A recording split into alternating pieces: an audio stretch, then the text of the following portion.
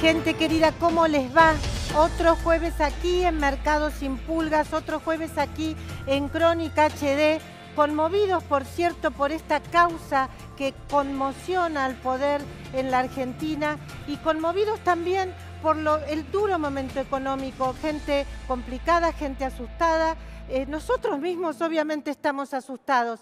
Ya está acá en el piso el diputado Luis Petris, el vicepresidente segundo de la Cámara, fue miembro informante de la Ley de Arrepentidos. Está viniendo el economista Guillermo Rosenburzer. Creo que vamos a tener información de primera mano de una resolución muy importante para que una recompensa para que se recupere lo robado. Antes vamos a presentar la información que tienen nuestros columnistas. Guido Braslaski, ¿qué tenés hoy aquí en Mercado Sin Pulgas? Hola, buenas noches Silvia. Bueno, nos preguntamos, ¿podría Cristina Kirchner ir presa por esta causa de los cuadernos y hasta dónde la protegen los fueros? ¿Hasta dónde protegen los fueros a Cristina Kirchner? Ale Gallo, ¿qué tiene usted aquí para Mercado Sin Pulgas? Buenas noches Silvia, hoy te vamos a hablar de los empresarios contra las rejas. La lista es larga. ¿Y quién sigue ahora? En un rato te lo contamos. ¡Qué momento! Martín Rodríguez, ¿cómo le va que estuvo por Formosa? ¿Qué tiene hoy aquí para Mercado Sin Pulgas? Gracias Silvia, buenas noches. Bueno, un feliz regreso. Vamos a hablar del peronismo después de los cuadernos o durante los cuadernos y algunas cosas más, también después de la eliminación del Fondo Solidario Sojero y la primera reunión tras la caída de la intervención del PJ. Ah, es verdad que fue hoy. Excelente. Agustín Álvarez Rey, ¿y qué pasa con los gremios en medio de esta crisis cambiaria? Buenas noches Silvia, buenas noches para todos. Hay quien elige creerle a Marcos Peña cuando dice lo peor ya pasó. Hay quien elige creerle al presidente cuando dice tranquilos, no pasa nada. Bueno, los sindicalistas piensan que lo peor no pasó, que lo peor está por venir. En un rato te contamos por qué. Bueno, realmente es tremenda la cantidad de información que hay en la Argentina y también la cantidad de información que hay aquí en Mercado Sin Pulgas. Les quiero decir, voy a hacer una breve editorial, una introducción, una reseña de cómo estoy viendo este momento. Obviamente estoy muy preocupada porque la situación parece que no se puede resolver en el corto plazo. La situación económica muestra una clara vulnerabilidad de la Argentina, un claro problema que vamos a tener hasta que en diciembre empiecen a ingresar los dólares de la cosecha. Uno ve que el gradualismo, bueno, no funcionó. Uno ve que las cosas no funcionaron como el presidente pensaba. Y uno lo que ve también es que el presidente, el gobierno está yendo atrás de la crisis y acomodándose a la crisis cambiaria, con el desgaste enorme que eso produce. La situación económica, por cierto, deja al desnudo la debilidad estructural de la economía argentina. A mí no me termina de preocupar algo, creo que lo único más o menos interesante que uno tiene es que hay un convencimiento aquí y en el mundo de que el Fondo Monetario Internacional no va a dejar caer a la Argentina, pero de todos modos el esfuerzo que tiene que hacer la población, las empresas, los sindicalistas, todos, es enorme. Todo esto se da, mientras tanto, en medio de una, bueno, ya no diría una novedad diaria de la causa que conmueve al poder. Hay 2, 3, 4, 10 novedades diarias en la causa que está en manos del juez Claudio Bonadío. Es impactante, todos los días más empresarios, más funcionarios. En algún momento esto, por supuesto, esperemos, se ordene. Se supone que en unos días más las indagatorias van a terminar. La causa, por lo menos esta causa conexa que está siguiendo el juez Bonadío, va a ponerle fin. Alguna información que obtenga irá para otro lado o no, en fin, ya veremos qué hace, ya veremos qué medidas procesales toma. Creo que tiene pensadas medidas procesales fuertes, vamos a ver, no nos podemos adelantar. Pero les quiero decir esto, lo que estamos viviendo en este momento en la Argentina, yo tengo mis años, es muy parecido a cuando yo era joven, la verdad, muy joven, y viví el 82-83, cuando empezó a aparecer, es decir, unos años después digamos, de los años peores de la dictadura militar, información tremenda de secuestros, de torturas,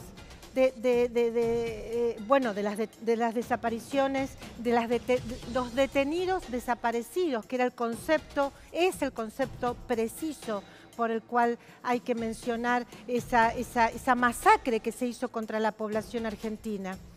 En ese momento, yo no diría que la población no sabía lo que pasaba, la población sabía que había algo.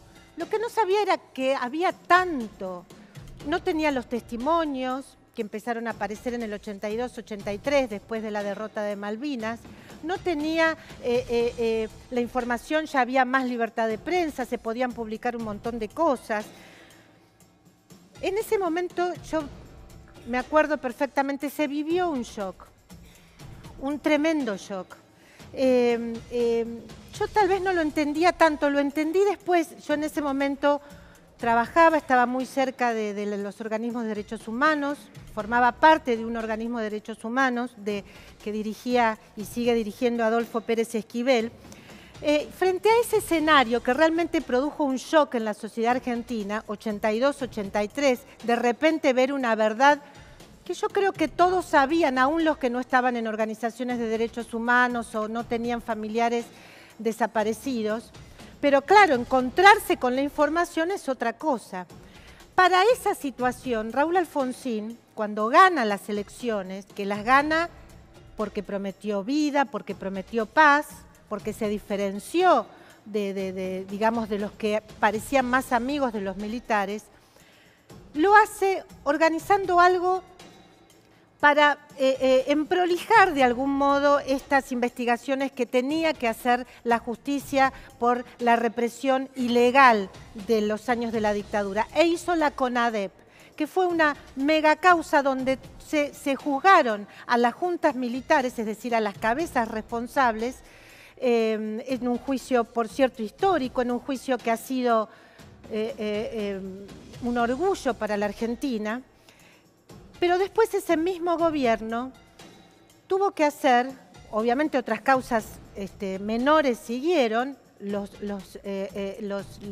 jefes de la Junta fueron juzgados, quedaron presos, pero las causas continuaron en la justicia y el mismo presidente Raúl Alfonsín hizo aprobar con su mayoría en la Cámara de Diputados la ley de punto final. ¿Por qué cuento esto? Porque yo creo que cuando los radicales le proponen al presidente Mauricio Macri que haga la CONADEP de la corrupción, es decir, una mega causa para juzgar todos los delitos de la corrupción y de algún modo facilitar el trabajo de la justicia, el PRO me parece que dijo no, porque después en realidad las causas siguen. No era su prioridad, nunca quedó demasiado claro por qué el presidente no dio impulso a esta CONADEP de la corrupción. Por eso me parece muy valioso tenerlo hoy aquí a Luis Petri para que nos diga lo que me parece que es el gran salto que se ha dado en materia de lucha contra la corrupción. Él fue miembro informante de lo que se conoce como la ley del arrepentido. Me parece que a esto se dedicó al gobierno, a dar, digamos, a tratar de sacar la economía adelante, muy bien no le fue, y a dar un marco legal que no ponga centro en las investigaciones contra la corrupción. Porque la verdad, cuando se dice que al presidente Macri, la verdad que mucha gracia no le hace que Cristina Fernández de Kirchner esté presa, yo creo que es cierto, no le provoca tranquilidad, porque piensa que eso puede ser motivo de intranquilidad social y porque también se aprovecha de esta grieta, ¿no es cierto? Obviamente, eso también es cierto. Pero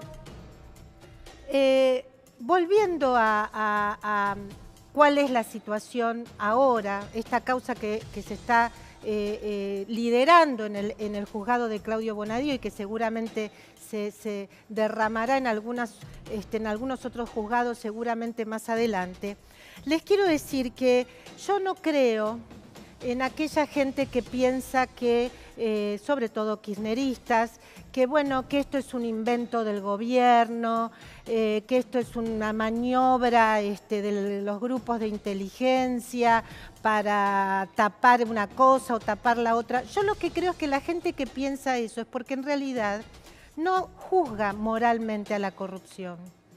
Pienso que hasta les parecía bien el choreo de Néstor y Cristina, por una razón, porque hay una cierta tendencia revanchista en algunos sectores políticos y bueno, deben pensar que tal vez algunos empresarios, no sé, o los padres, los abuelos de algunos empresarios robaron, entonces bueno, ahora nos toca robar a nosotros. Hay algo de eso también, como en las causas de narcotráfico. En las causas de narcotráfico, les quiero decir porque yo lo he escuchado. Yo escuché gente que decía, bueno, ¿qué tiene de malo el narcotráfico? Si finalmente el narcotráfico lucha contra el imperialismo, es generar burguesía nacional para equilibrar el poder del imperio e inundar al imperio con drogas. Yo lo he escuchado, les quiero decir que lo digo porque lo escuché.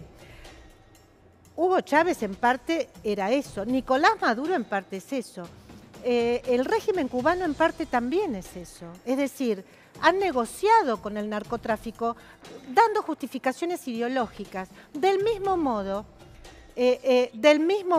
los empresarios que han vivido el capitalismo de amigos tuvieron que soportar el capitalismo de Kirchner porque, se los voy a decir ahora muy corto, porque era la única manera que concebía Néstor Kirchner el capitalismo. Pero vamos a seguir luego hablando, voy a dar algunas ideas de cómo era el capitalismo de Néstor Kirchner, para ya darle espacio a la ministra Patricia Bullrich. Desde mi punto de vista, yo soy muy crítica con el gobierno, me parece que hay muchas cosas que no las sabe manejar, hay lentitud, indecisión, a veces debilidad en la toma de decisiones. Todo esto que pienso de muchos ministros, no lo pienso de la ministra Patricia Bullrich. Ella está en La Quiaca en este momento. Le agradezco mucho este diálogo con Mercado Sin Pulgas. ¿Qué tal, Patricia? ¿Cómo le va? ¿Qué dice? ¿Qué está haciendo en La Quiaca, Patricia?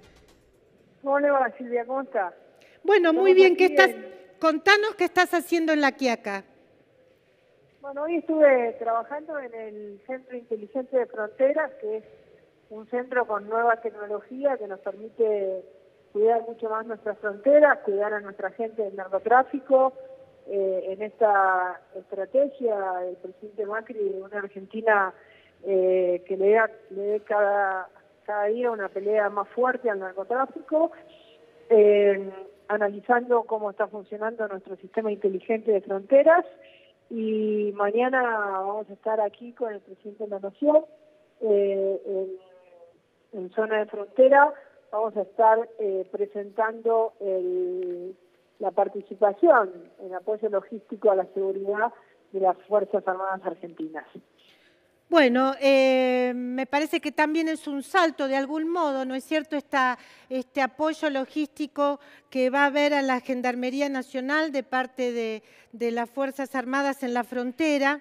Es un salto a lo que se venía haciendo, vamos a ver cómo funciona, vamos a estar monitoreándolo yo en lo personal como periodista, pero te llamamos en realidad por otra cosa, Patricia, por esta resolución que sacaste ayer mismo para una resolución del Ministerio de Seguridad, dando una recompensa para que aquellos que aporten datos fehacientes sobre el dinero robado en la corrupción, acerque esa información, supongo que ustedes la llevarán a la justicia y serán recompensados. ¿Cuál es la idea de esta recompensa que da el gobierno a quienes aporten información sobre el dinero de la corrupción, Patricia? Bueno, la idea fundamental es que siempre en el aspecto el dinero robado, el dinero de la corrupción o el dinero del narcotráfico, el dinero de cualquier ilícito. Hay dos aspectos. Uno es la sanción penal a aquellas personas que lo han cometido. Y otra es que la sociedad sienta que aquel dinero que se fue, que es de la gente, que no fue utilizado correctamente para hacer escuelas o para construir hospitales o para equipar las fuerzas de seguridad o para o para hacer caminos, pueda ser recuperado para hacer aquello que hay que hacer, para utilizar los impuestos de la gente en un sentido correcto. Entonces, me parece que es tan importante como juzgar a los responsables de la corrupción, que eso lo tiene que hacer la justicia, que también se recupere el dinero. Nosotros todavía, lamentablemente, no tenemos ley de extinción de dominio. Entonces, nos pareció que utilizar el dinero que se utiliza en recompensas contra personas prófugas, contra bandas criminales, contra narcotraficantes, para poder encontrar el paradero de gente que burla la justicia, nos parece que poder ofrecer a aquellas personas que quizás han conocido estos circuitos, han visto, saben dónde está la plata o cuáles son los bienes que pueden tener personas que se enriquecieron con la corrupción, poder denunciarlo, darles una recompensa y que ese dinero vuelva y la sociedad lo pueda ver reconvertido en rutas, en caminos, en escuelas o en equipamiento de la fuerza de seguridad o en lo que sea, es realmente importante. Es tan importante como la condena penal, porque es recuperar lo que es de la gente para la gente. Y por eso es que llevamos adelante esta idea y nos parece que va a ser muy importante que siempre planteemos como tan importante la parte penal como la recuperación de aquel dinero que le pertenece a la sociedad. Está muy claro. Dos cosas te quiero preguntar. Primero, ¿de cuánto es la recompensa a quien brinde información, datos precisos, como ustedes dicen acá, de dinero, divisas o bienes robados en la corrupción? ¿A cuánto asciende la recompensa, Patricia? Bueno, asciende a un 5% de lo que se recupere con un límite de 2 millones. La idea del límite, lamentablemente, es porque lo que nos queda de presupuesto de este año para el programa de recompensas no es mucho. El año que viene, la idea nuestra es que ese límite no exista, que sea el 5% de lo que se recupere. Pero como este es un programa nuevo, inédito en Argentina, también tenemos que ver que los bienes que se recuperan se puedan inmediatamente llevar a remate para que se conviertan en dinero, se les pueda extinguir el dominio con esta ley que todavía falte. Entonces, en este momento, nosotros tenemos que poner este límite de 2 millones de pesos porque es lo que efectivamente estamos en condiciones de pagar desde el Ministerio de Seguridad. Esto entonces bueno, sería, Patricia, por ejemplo, no sé, hay mitos de que hay bóvedas, de que hay enterrado dinero en tal o cual lugar, no sé, de Caleta Olivia. Si ese dinero aparece, bueno, se dará una recompensa a la persona que encuentre eso, pero desde el punto de vista penal, ¿cómo se procesa esa información? Bueno, esta es una información que se recibe, que se resguarda la identidad de la persona, si la persona quiere resguardar esa identidad, y si el dato es fehaciente y la información es buena, esa persona recibe la recompensa. Nosotros esto lo hemos hablado y hemos quedado de esta manera. Nosotros creemos que tal cual está sucediendo ahora, esa persona puede tener la información, puede ser una persona que ya esté procesada, y bueno, entonces ahí será la justicia la que decida, puede ser una persona que tenga una información porque alguna vez lo transportó, porque trabajó en alguna casa, o fue parte de una empresa que supo dónde podía estar ese dinero, es decir, puede haber distintas circunstancias. Hoy el Ministerio de Seguridad hasta las 5 de la tarde, porque hoy acá cuesta mucho conectarse, había 60 llamadas telefónicas. Así que bueno, ojalá que alguna de esas llamadas sean buenas y podamos recuperar el dinero para la gente. Hoy solo 24 horas, 60 llamadas brindando información. Qué fuerte, Patricia. Bueno, supongo que lo hablaste, la última pregunta, supongo que lo hablaste con el presidente Mauricio Macri. ¿Está de acuerdo con esta medida que tomó el Ministerio de Seguridad? Sí, por supuesto que lo hablé, le dije que tenía una idea para ver cómo podíamos recuperar el dinero que se robó en Argentina, y le dije que tenía una buena idea, y le dije si estaba de acuerdo, me dijo, obvio, ¿cómo no voy a estar de acuerdo? Lo que más quiero es que el dinero de la gente vuelva a la gente. Así que me dijo así, obvio, absolutamente. Bueno, excelente, Patricia Bullrich. Vamos a estar atentos también con cómo avanza esta decisión que tomó el Ministerio de Seguridad. Evidentemente hay mucha gente que tiene mucho para decir, hay mucha gente que tiene ganas de decir y bueno, ojalá que esto prospere, ya que no está la ley de extinción de dominio. Patricia Bullrich, gracias por este diálogo con Mercado Sin Pulgas. No, gracias a ustedes, Hasta luego, gracias. Seguimos aquí, me parece que ya no me da ganas de continuar con mi editorial. Por ahí les digo algo más de cómo se trata esto del capitalismo, el capitalismo de Kirchner, pero bueno, ya ha pasado media hora. Me parece que vamos a ¿qué está pasando? Bueno, vamos con Guido porque tiene una columna muy fuerte. Tenemos un tape. Me parece que evidentemente no vamos a tener quórum. ¿Alguien si quiere tomar la palabra? Senador Naidenov. Sí, Presidenta, no. La verdad es que estos temas que estaban pendientes de tratamiento en el día de la fecha revisten, creo yo, una importancia institucional enorme. No solamente porque, en primer término, íbamos a avanzar en un dictamen de la Comisión de Asuntos Constitucionales donde habilitábamos los allanamientos a 3 domicilios particulares de la senadora Cristina Fernández de Kirchner como una muestra muy fuerte y potente de seriedad institucional, de no corporativismo, de que hay un poder que está investigando una causa y que correrá por cuenta de ese poder las imputaciones a exfuncionarios, empresarios arrepentidos, funcionarios imputados arrepentidos, corre por otro andarivel. Pero me parece que teníamos la oportunidad de enviar una señal muy fuerte a la sociedad desde la política, Y la señal consistía simplemente en cumplir oficios varios, un orden judicial para que se pueda allanar.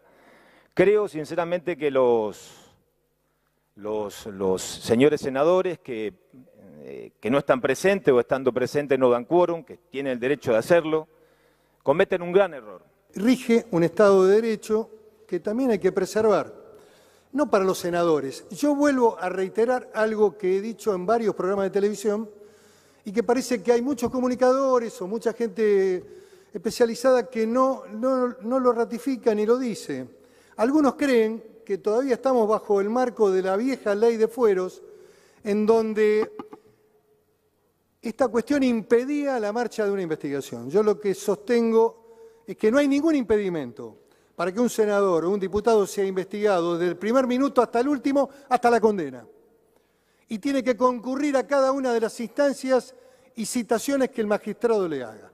Lo único que está establecido como inmunidad constitucional es la inmunidad de opinión y la inmunidad de arresto. Estos son dos temas que requieren de un tratamiento especial del Senado frente a lo que yo considero una pena anticipada, que es la prisión preventiva. Esto también lo discutimos en otras oportunidades y mientras no haya riesgo de fuga o no haya impedimento, obstáculo en la investigación judicial, no veo la razón o el motivo por el cual se pueda detener una persona de manera anticipada. Sí hay que hacerlo cuando haya sentencia. Bueno, Guido Braslavsky, realmente has tenido un año movido. ¿Qué pasó en el Senado? ¿Hay condiciones para aprobar el allanamiento a los domicilios de Cristina Kirchner? Cada vez menos, Silvia. Este fue el segundo intento. Fue el jueves pasado, después fue la sesión de ayer y ahora citaron para una sesión el miércoles que viene y todo indica que va a volver a caerse, que no hay número y que el PJ no quiere dar el número para siquiera abrir el quórum. Pero este tema de los fueros viene, ahí Pichetto hacía alusión en el tape, él hablaba de la vieja ley de fueros, en realidad es la Constitución Nacional que se reglamentó en el año 2000.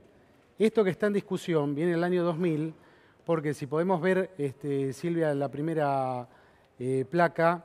A ver. Bueno, nosotros nos hacemos la pregunta si Cristina puede ir presa. Por lo que estamos viendo. ¿Puede ir presa por la ley de fueros?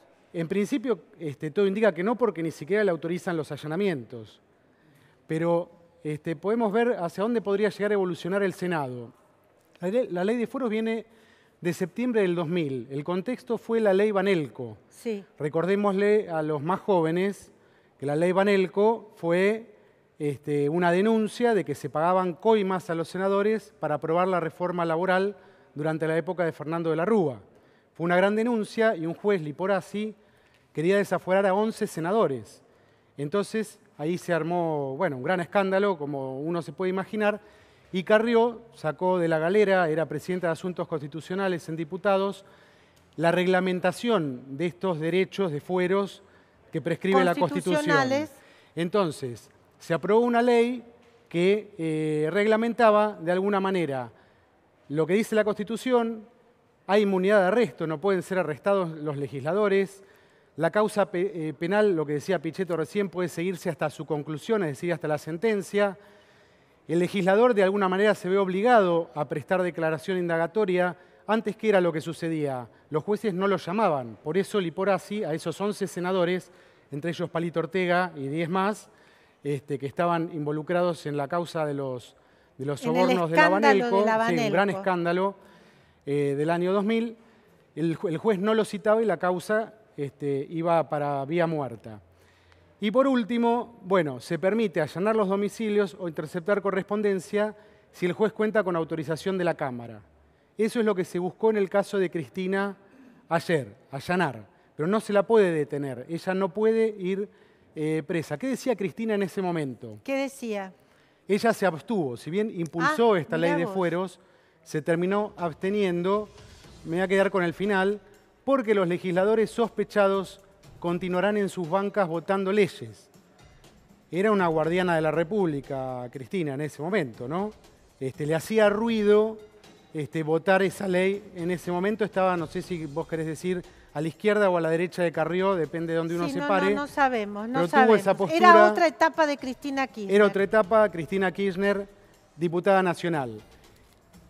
En diputados hay una postura, por eso se lo desaforó a Julio De Vido, teniendo simplemente un procesamiento. Pero en el Senado, como decía recién Pichetto, se mantiene esto de que la causa puede llegar hasta su total conclusión, que es lo que dice la ley de fueros. Ahora hay todo un movimiento de gente que dice que no quiere decir que, digamos, que no tiene inmunidad total.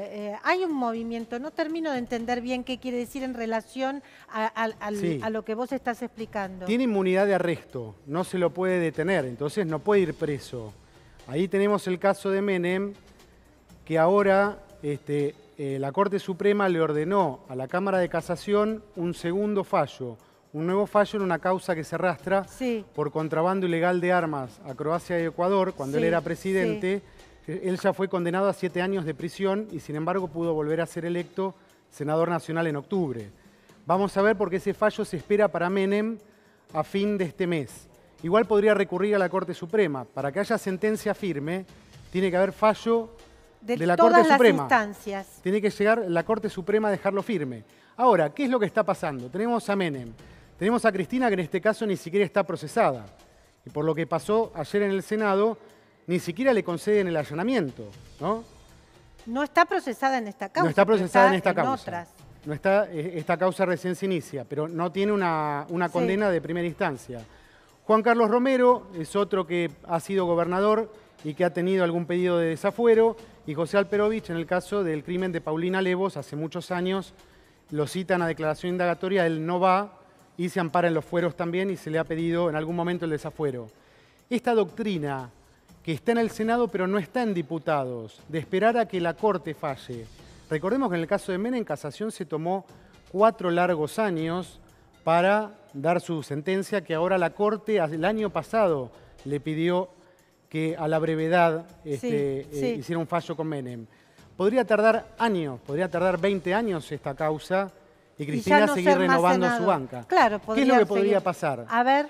¿Y qué es lo que dicen algunos senadores en voz bajita? A ver. Que si hay una enorme presión de la opinión pública y un desprestigio del Senado por seguir mostrando que ampara a personas que están en esta situación, como Menem o como Cristina, si esta causa avanza de forma escandalosa, esto podría resquebrajarse y podría adoptar una postura distinta a la que vienen sosteniendo a rajatabla los senadores.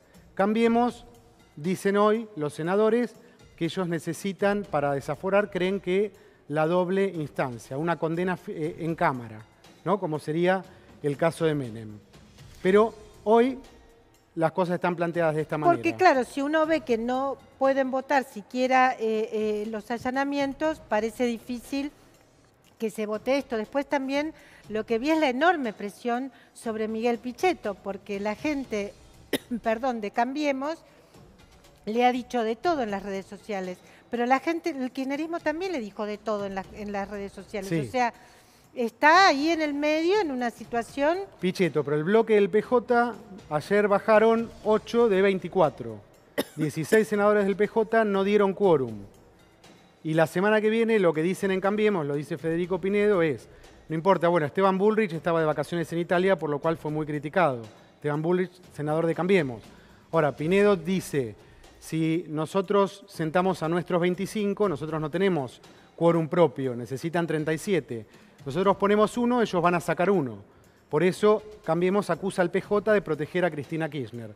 Pero esto se resuelve, tendría que haber una enorme presión de la opinión pública. Esta causa de los cuadernos es, depende cómo uno quiera verla, o una gran invención o un escándalo, el escándalo del siglo. Esta gente que dice que es una invención, no. Y el Senado podría verse en esa presión, sospechan algunos senadores, de verse como un aguantadero de personas procesadas que han cometido graves delitos, como Menem, en este caso, y que siguen siendo contenidos en ese recinto. Bueno, lo vamos a hablar ahora con Luis Petri, con vicepresidente segundo de la Cámara, como dijimos, miembro informante de la ley del que se conoce como ley del arrepentido. Gracias, Guido. Gracias a vos.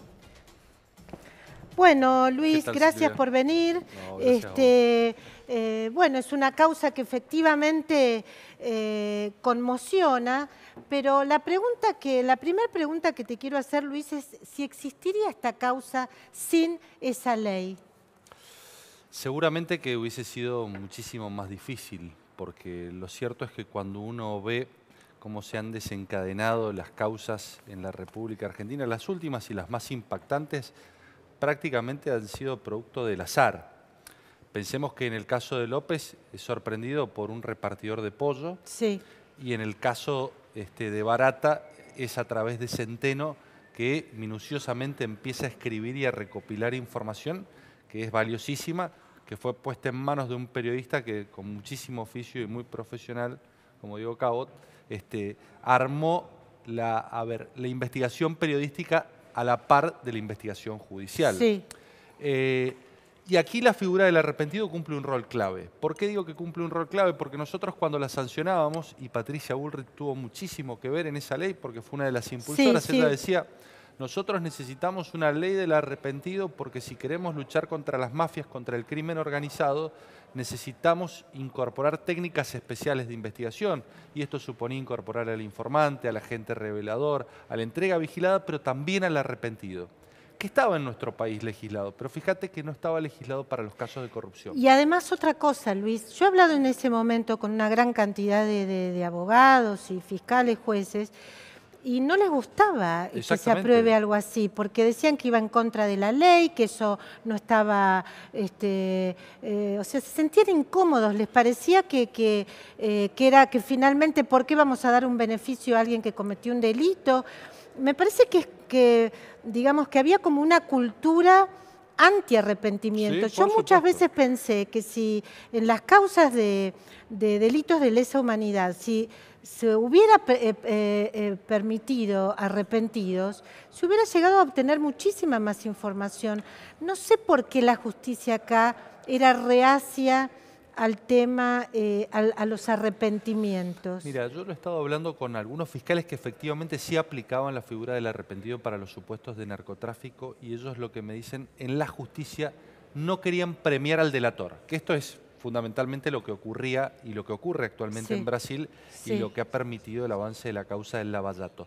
Recién cuando ocurre el fenómeno de Brasil, que el fenómeno de Brasil no es nuevo, porque primero se inició en Sí, Italia. sí, Digo, sí. el manipulite y el juzgamiento a la Cosa Nostra se da fundamentalmente a partir de las figuras de arrepentidos. ¿Por qué?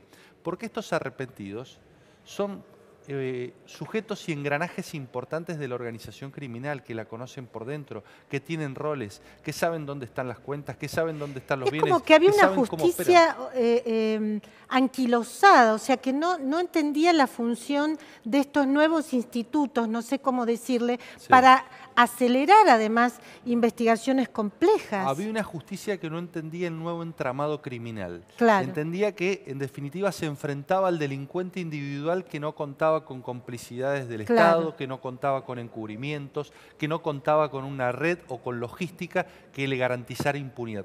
Que era la justicia con todo el poder, que la justicia tiene, el poder de coacción que tiene, frente al delincuente individual prácticamente en una situación de debilidad. Y esto no ocurre más. Digo, hoy nos encontramos con organizaciones criminales fuertemente tecnificadas, altamente financiadas, con un inmenso poderío económico, y ese poderío económico lo utilizan para corromper al Sí, Estado. Sí, en este caso no vemos gente muy sofisticada ni muy tecnificada, sí Bueno. vemos que tenían muchísimo poder y que, digamos, y una capacidad enorme de acumular bolsos. Pero además. vos fíjate, es cierto, esto no se da porque estamos hablando de corrupción, pero esto sí se da en casos de narcotráfico. Pero vos fíjate que en este caso, lo que no solamente devela casi pornográficamente la corrupción que ocurrió durante el kirchnerismo, sino que lo más grave es la debilidad institucional, Silvia. Pensemos que los poderes del Estado no lograron advertir esta abrumadora corrupción que se generaba y que se pesaba en bolsos y por kilos. Fallaron los controles formales, fallaron los poderes del Estado, falló el Congreso de la Nación, porque claramente tenía una mayoría kirchnerista que evitaba Que cualquier impedía tipo cualquier de cosa. cuestionamiento político. Falló el Poder Judicial, porque habían cooptado el Consejo de la Magistratura. Fallaron los controles que constitucionalmente nosotros habíamos establecido. La SIGEN, porque estaba a reposo, pero Sí, también sí, no, estaba la tenían- esposa de Debido. Sí, Minichelli, Alejandra Exactamente. Minichelli, que ahora va por los canales a decir que su marido es El Ministerio inocente. Público, en donde estaba Gil Carbó, la FIP, donde estaba Echegaray, digo, todos los órganos y los entes de control que de alguna manera debían advertir y prevenir que esta corrupción no se transformara formaban en parte de la estructural, misma eran parte de la trama. banda. Eran parte de la banda. Eso es lo que te quería decir. Cumplían roles. Gonela no estaba puesto porque sí en la Procelac por Gil Carbó. Digo, cumplían roles estratégicos y tenían funciones determinadas para garantizar impunidad. Y esto es lo que hicieron. Y por eso costó tanto. Digo, y por eso costó... Déjame que te sí. diga una cosa. Yo le pregunté antes al juez Bonadío sobre la ley del arrepentido y era realmente no la entendía. No es que no la entendía, no le parecía bien. Y le pregunté ahora hace poco también. Y dice, no, es verdad que a mí no me interesaba. Que ahora me doy cuenta que realmente funciona. Es como que había un prejuicio, ¿no? Había como un prejuicio porque hay finalmente, bueno, porque es una ley que no se enseñó en las universidades, o sea, también es razonable, es decir, de repente hay que prepararse, tiene que haber una justicia del siglo XXI y las herramientas son antiguas. Vos como abogado y como un tipo, digamos, un legislador, además, ¿cómo evalúas el trabajo de Bonadío? Bueno, a mí me parece muy, pero muy bueno. Digo, me parece que la estrategia hasta ahora que han llevado a cabo junto con el fiscal Stornelli a la hora de proponer arrepentimientos y en donde quizás en una primera instancia aceptaron arrepentimientos de imputados que daban cuenta de verdades a medias, porque en lugar de decir que pagaban sobornos, decían que financiaban campañas políticas. Sí. Pero esto se genera un efecto dominó, en donde cada arrepentido nuevo tiene que contar algo que no está en el expediente y tiene que implicar a sujetos que tienen igual o mayor responsabilidad penal. La gente del juzgado dice, nunca nos pasó esto, que venga tanta cantidad de gente a dar información. Entonces vos fíjate, a partir de la investigación de Diego Cabot, con un hombre que se anima, que es Bacigalupo y se lo entrega, que le aportan las pruebas tanto a Bonadío como a Stornelli, en donde se inicia la investigación, donde aparece un primer arrepentido empresario, algo que no había ocurrido, porque vos pensás que habían existido arrepentidos en la República Argentina, teníamos el caso de Fariña, teníamos el caso de Van der Brohe, que eran engranajes menores dentro de esquemas de corrupción, pero no habíamos tenido la posibilidad de un arrepentido empresario. Se produce el arrepentimiento de Goicoechea y la ratificación de Centeno por parte de los Cuadernos, y a partir de allí se genera un efecto dominó, donde el otro punto clave es el arrepentimiento de Wagner. Sí. ¿Por qué digo que es el otro punto clave y neurálgico?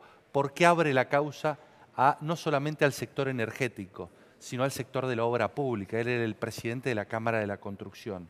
Y a partir de allí pone al descubierto de que la obra pública efectivamente estaba cartelizada y que los testimonios, las declaraciones de los arrepentidos iniciales no terminaban de contar toda la verdad, y seguramente en las próximas horas estas verdades a medias, estos arrepentimientos a medias, seguramente se van a ir ampliando y van a ratificar lo de Wagner. Realmente impactante, parece de verdad un antes y un después en la historia de la investigación de la corrupción en la Argentina.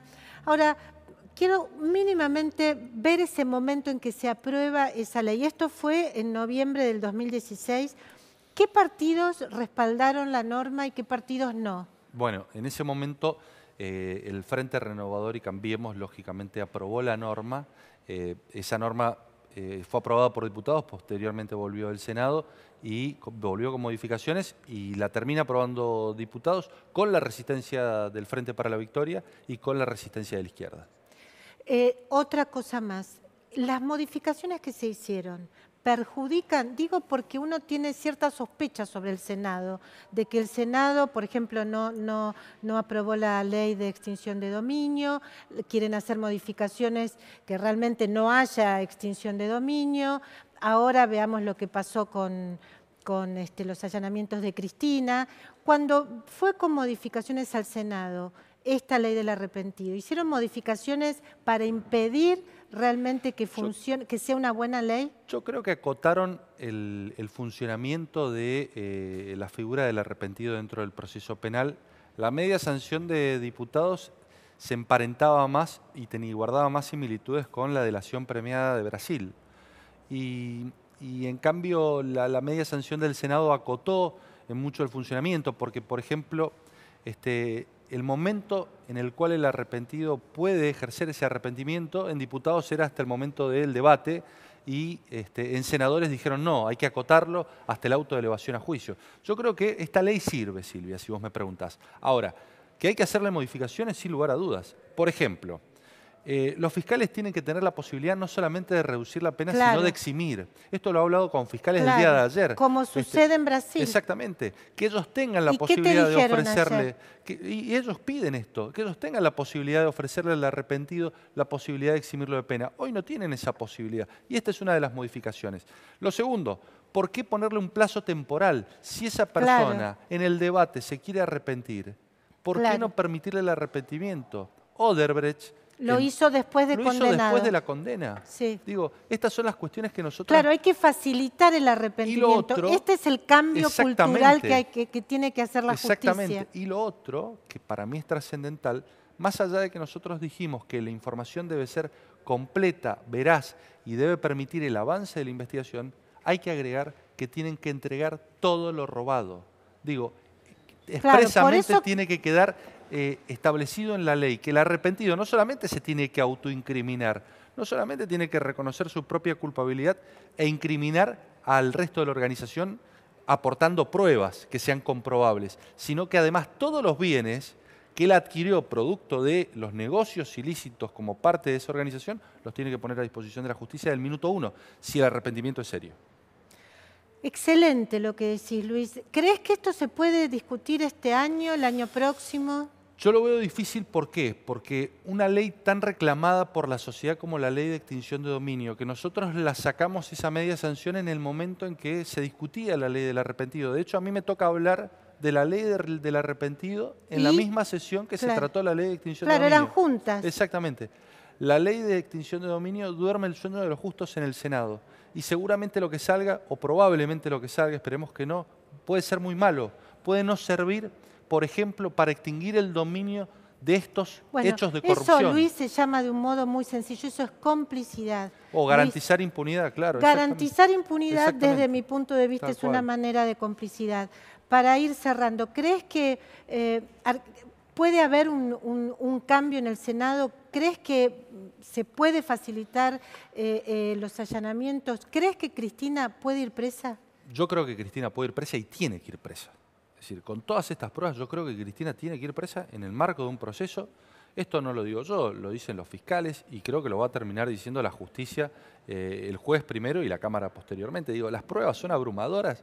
La de hoy de Gabriel Romero, que dice, el empresario Gabriel Romero, que declaró que para sacar un decreto para continuar con la concesión de la hidrovía tuvo que pagar coima. Silvia, hubo un plan sistemático de saqueo que tuvo como cabecillas principales a Néstor Kirchner y Cristina Fernández de Kirchner. Hubo corrupción de Estado. Esto es innegable y está abrumadoramente demostrado con todas y cada una de las pruebas que ya obran en el expediente, con las confesiones de todos y cada uno de los arrepentidos. Digo que no son arrepentidos menores, son arrepentidos que manejaron obras multimillonarias en la República Argentina y se están presentando a la justicia y están diciendo, sí, yo pagué sobornos. ¿Qué más pruebas queremos para darnos cuenta de que en definitiva existió este plan de saqueo? Con lo cual, lo que vos me decís, si en definitiva Cristina tiene que ir presa, no tengo dudas. Si me decís qué hace falta, y hace falta que la sociedad se involucre, no solamente en las redes sociales, en las calles. Yo veía, por ejemplo, cuando se discutió el tema del aborto, la plaza llena de pañuelos celestes y verdes, o de verdes y celestes, como vos lo quieras ver. Bueno, de la misma manera, vos eras celeste. De la misma manera, con una bandera argentina, todos los argentinos tendríamos que salir a la calle a decirle no a la corrupción. Creo que el 21 de agosto hay una movilización, no sé cómo va a ser, si será importante o no, me llegó hoy la información, no me pude meter mucho en el tema, pero sí, creo que Esperemos que los argentinos le digamos basta a la corrupción. Vos convivís, obviamente, en la Cámara de Diputados con gente que piensa exactamente distinto a vos, que siguen hablando de que esta es la causa de las fotocopias, siguen hablando de que esto es un show mediático. ¿Lo dicen de verdad o quieren justificar el choreo? Se están defendiendo, están justificando. Digo, a ver, se cae el relato de este gobierno nacional y popular que termina dejando el 42% de la gente sin cloaca, el 40% sin gas, el 10% sin agua potable, y todo producto del robo, todo producto del saqueo, del dinero que se iba en obras públicas que en definitiva se diseñaban para pedir sobornos. No se diseñaban para satisfacer necesidades de la población, sino que uno veía formidables obras faraónicas en pueblos que uno decía, bueno, pero ¿por qué esta obra en este pueblo si este pueblo necesita otro tipo de obra? Bueno, era porque esa obra justificaba un hecho de corrupción y por eso se realizaba. Bueno, lamentablemente, Luis, coincido totalmente con lo que estás diciendo. Quiero decir, lamentablemente vivimos eso en la Argentina. Esperemos que la población reclame lo que tenga que reclamar y bueno, y no haya miedo también, porque me doy cuenta que bueno, esto conmueve al poder, conmueve a la política, conmueve seguramente las relaciones sociales. En la causa del Lavallato, Sergio Moro decía que fue trascendental el acompañamiento social y yo creo que va a ser trascendental en esta causa, en esta mega causa, el acompañamiento de la sociedad argentina para que no se duerma, para que todos los días esté más activa que nunca y para que los responsables de estos hechos aberrantes de corrupción tengan condenas ejemplares y además devuelvan la que se llevaron. Gracias, Luis Petri. Gracias vos, por tu visita aquí a Mercado Sin Pulgas. A ver, vamos con un tape. Presa de más de 10.000 personas en Guayana ha sido un proceso muy complejo, con amenaza, con mucha violencia, con desplazamiento de nuestra gente. Teníamos en aquel momento 280 personas nuestras ahí, más habíamos incorporado 700 ingenieros jóvenes venezolanos en la empresa en los últimos años. Todos estaban bajo un ataque muy fuerte, entonces la retirada ordenada que tuvimos que hacer en aquel momento, entre abril y diciembre del 2008, fue muy complicada. Y fue muy difícil, tuvimos que hacer frente a un pedido de militarización de la empresa, a restricciones a la expatriación de toda nuestra gente de Venezuela. En esta circunstancia, por lo que entiendo, Luis Benazza accedió a una exigencia del gobierno de aquel entonces, de un apoyo supuestamente para el compromiso que esto llevaba toda la gente del ministerio en aquel momento, entre abril y diciembre. Esto terminó mucho antes de la negociación final de la compensación percidor, los años sucesivos. Para nosotros ha sido un trauma enorme porque en definitiva era parte del proceso de crecimiento global de una empresa. Pero esto es lo que ha pasado. Nosotros... Bueno, el empresario más importante de la Argentina, Paolo Roca, hablando de un caso de corrupción. Alejandra, la verdad que no imaginé que viviría para ver esto. ¿Esto dónde fue, Ale? Exactamente, Silvia. Esto fue esta mañana en el Hotel Sheraton de Retiro, donde se reunió la AEA, la Asociación Empresaria Argentina, hizo un encuentro que reúne... ¿Qué es la Asociación Empresaria Argentina? Es la entidad más importante de la Argentina. Es un dato muy importante, es una entidad que reúne empresarios y no empresas.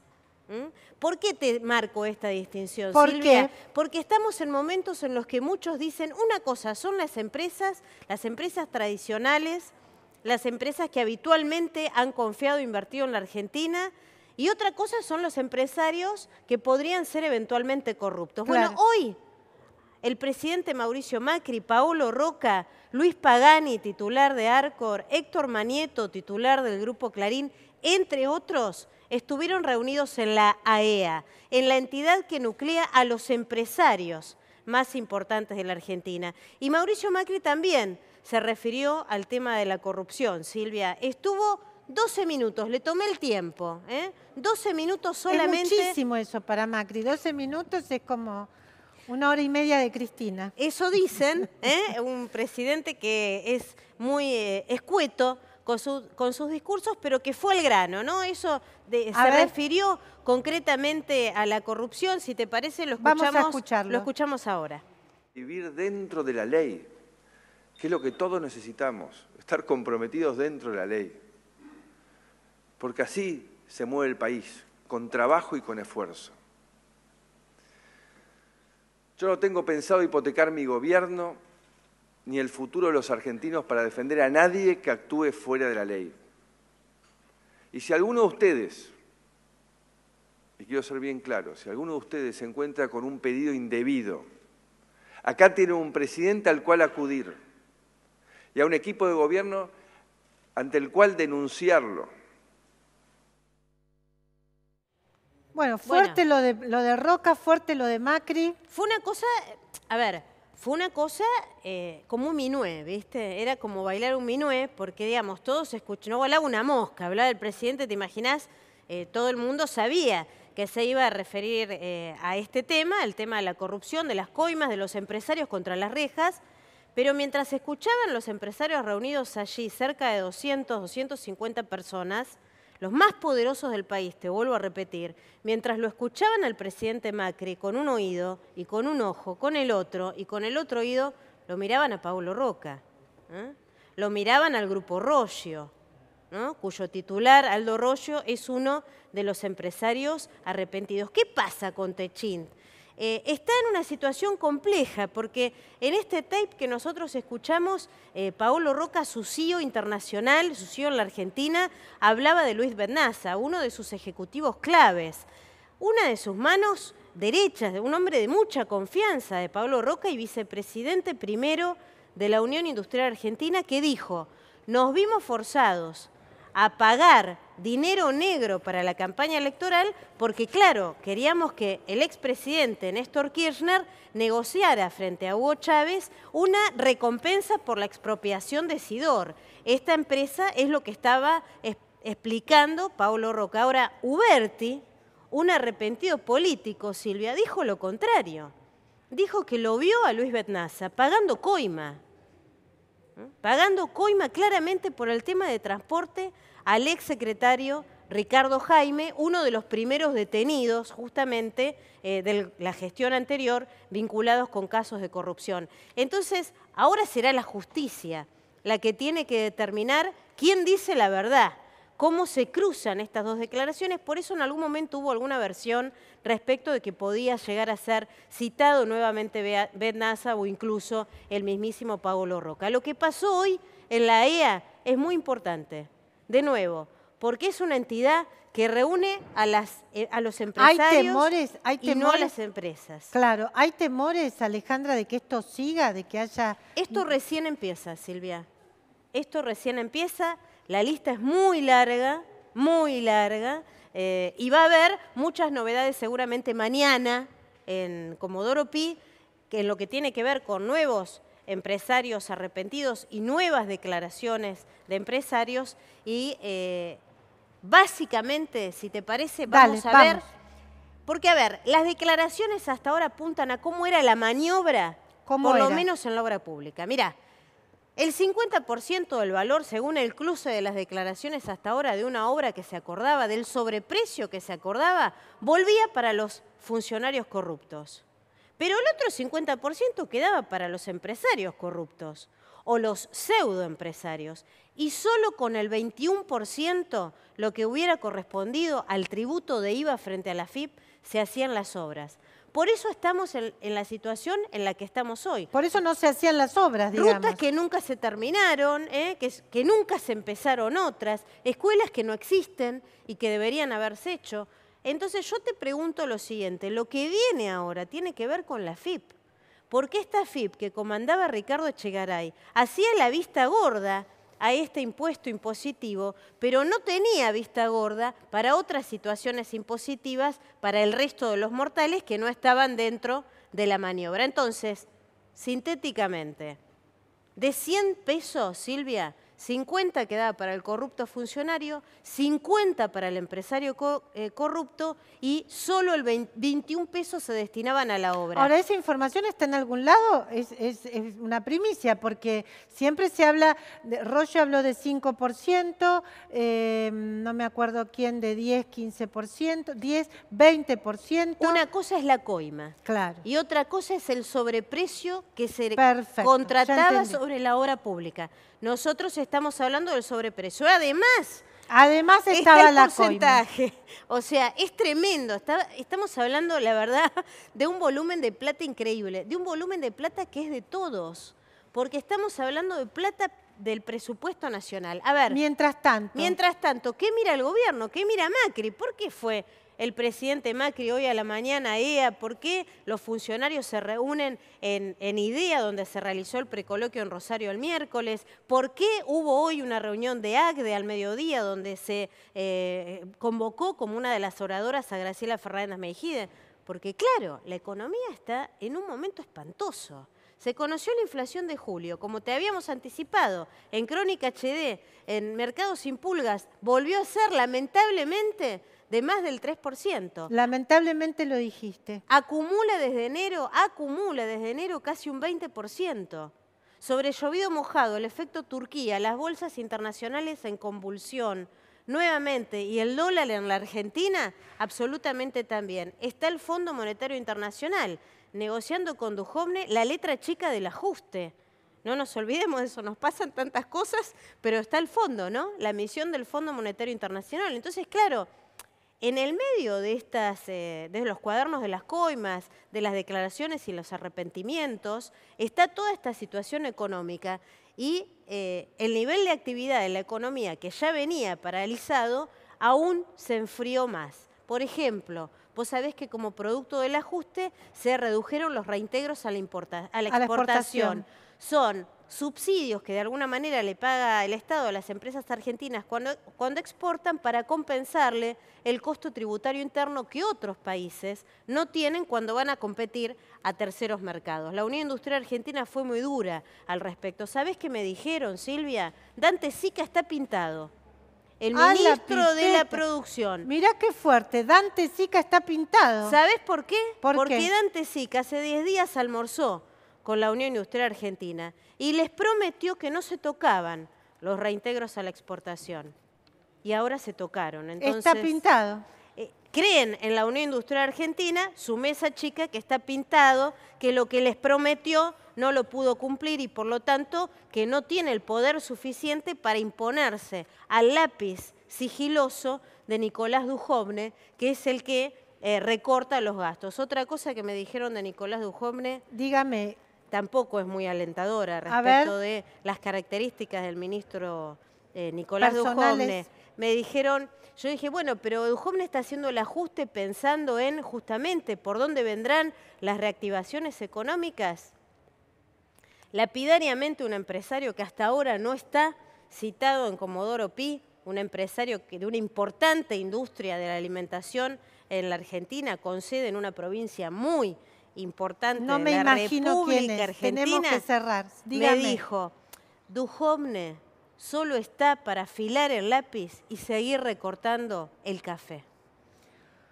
Ah, la pipeta, miren lo que dice este importante empresario de Nicolás Dujovne. Bueno, es lo que nos toca, pero vamos a profundizar este análisis de la situación económica con Guillermo Rosenbursel. Él fue secretario de Pequeña y Mediana Empresa y es un fino analista económico. Hoy mismo publicó una nota muy interesante en Clarín sobre esta coyuntura y una nueva década perdida. Antes, 15 segundos de un aviso. Todos merecemos otra oportunidad. Y en La Quiniela lo sabemos mejor que nadie. Por eso las boletas no ganadoras de todos los sorteos participan por premios en efectivo todos los días y un auto 0 kilómetro. Juga oficial. Es un mensaje de la Cámara de Agencias de Lotería de la Provincia de Buenos Aires.